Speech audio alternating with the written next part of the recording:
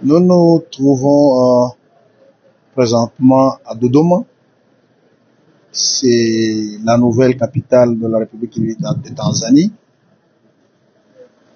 Nous sommes venus ici sur invitation du service national de la République unie de Tanzanie dans le cadre d'échanges d'expériences.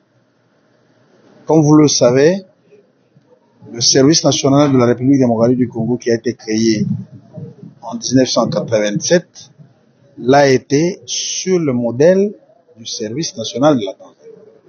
Quoi de plus normal que lorsque nous avons reçu l'invitation que de venir voir l'organisation, le fonctionnement ainsi que les réalisations du service national en vue de tirer les bonnes leçons, si je peux dire ainsi. C'est la raison de notre visite ici en Tanzanie. Pour cette première journée consacrée aux échanges, qu'est-ce qui vous a le plus impressionné, mon général? Je pense que nous sommes sur la bonne voie. En tout cas, au regard de tout ce que nous avons entendu, les objectifs, les missions qui sont celles de notre service national ne sont pas très différentes.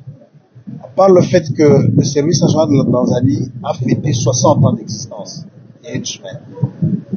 Nous ne sommes qu'à une dizaine d'années. Maintenant, vous êtes en train de le constater qu'avec l'actuel président de la République, M. Félix Antoine Tshisekedi, il veut de la montée en puissance du service national. Et donc, en écoutant la présentation qui a été faite par le service national ici, nous avons tiré quand même de bonnes leçons, des choses que nous pensons que si nous les mettons en application au niveau de notre service national, ça va contribuer aussi, je peux dire, à la paix et à la sécurité du pays. Vous savez, on a appris beaucoup de choses. Lorsqu'on fait le brassage, lorsqu'on prend les jeunes, on le met ensemble, le brassage. Par exemple, on nous dit ici que à un moment donné, il y a eu interruption de l'encadrement de jeunes par le service national ici.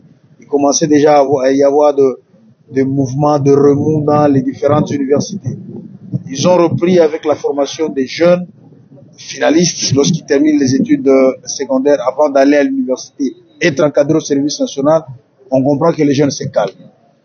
Le service national a pour mission ici et chez nous d'encadrer les jeunes, de leur inculquer des bonnes valeurs, des bons citoyens, des bons nationaux, des bons compatriotes, ceux-là qui vont se mettre totalement à la disposition de leur pays, qui vont acquérir des bonnes valeurs.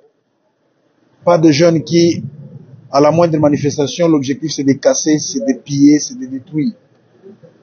J'ai aimé le commandant du service national insister sur le fait que les jeunes Tanzaniens sont formés à être de vrais, de vivre la vie tanzanienne. Comme nous pouvons le dire, chez nous au Congo, on forme des jeunes à être des vrais, des purs Congolais. C'est-à-dire qui réfléchissent, qui agissent, qui vivent comme des Congolais, non pas comme les Européens ou pas comme les gens d'autres pays. C'est très important. Il y a pas mal de choses que nous avons entendues. Ici, c'est presque un passage obligé. Même les parlementaires passent par le service national. Tous les présidents qui sont passés par ici étaient au service national. Leur système est vraiment très riche. Ils se disent la base du nationalisme, la base du civisme, la base du patriotisme, c'est le passage au service national. C'est très important. Où on voit que, nous avons montré là-bas, que même des députés nationaux, ils sont au Parlement en exercice de leur mandat, mais qui n'ont jamais eu la chance de passer au service national, sont encadrés maintenant par le service national, qu'ils soient de la majorité ou de l'opposition.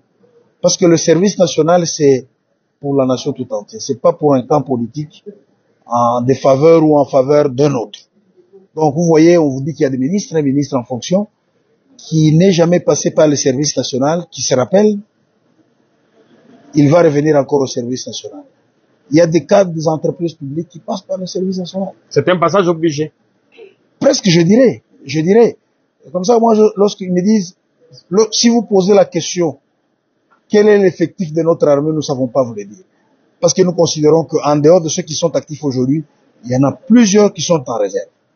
Lorsque les gens passent au service national, ils apprennent ce qu'on dit la formation militaire de base. Tous l'ont.